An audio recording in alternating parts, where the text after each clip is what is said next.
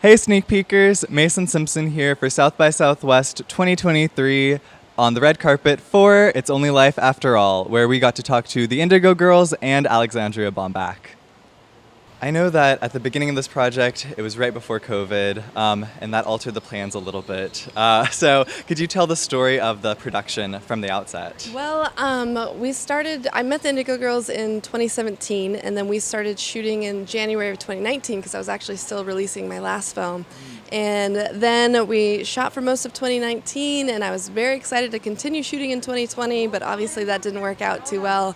And it really changed the course of the film. It became much more focused on archive, but Amy had exposed an archive in her basement that she had been filming, since they started playing together.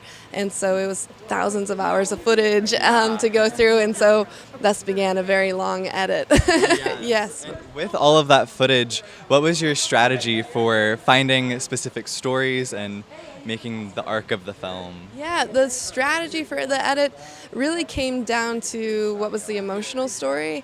I didn't want to do a film where it was like the tentpoles of their career, but more based on their emotional journeys and as who they are as people, because they have so much to share with us. The music is incredible, but they have a lot to share with us beyond the music too. Whether it's their queer journey or activism, just a lot of stuff to get into. Yeah. Y'all have done so much for your community in terms of representation in your music, in your careers. What's it like turning that into the doc space as well?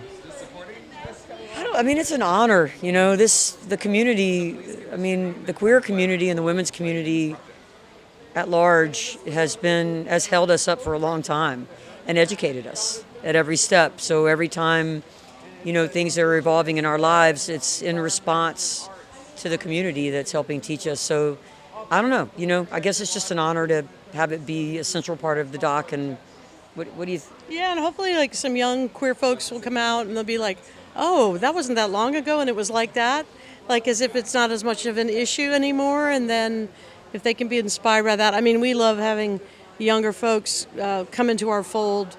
So whatever they can take from it and carry on would be a great thing as well. So I'm Winona LaDuke. I'm the co-executive director of Honor the Earth. And I've worked there. The Indigo Girls and I formed Honor the Earth 30 years ago. So half our lives. That's kind of a cool story, right? Unto itself, right? And this is my friend Lucille Contreras, who's the Texas Tribal Buffalo Project. And she's one of the community members that we work with and the kind of work we do to protect our Mother Earth. But I was glad to see the story of these cool young women who went through a lot of different things to become the beautiful women that they are now. And I've been glad to be with them on some of the journey. They're courageous and just so beautiful. And I remember Amy had that thing over her arm. I remember her filming that stuff in those crazy moments. But to see them up on film, from the 90s, that's pretty cool. Yeah, that's like last century. Do y'all have any messages for old and new fans coming in from the doc? we're just honored to have a doc and to be here. And it really is about, this isn't, one of the things that Alexandria said that sold us on it was this is about community.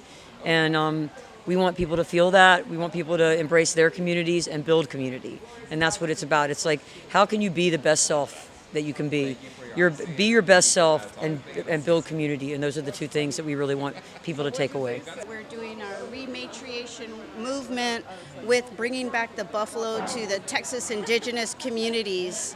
And I'm the CEO and founder of Texas Tribal Buffalo Project, and we're supported and sponsored by Honor the Earth as well. So you can look us up online. Thank you. Of course, thank you.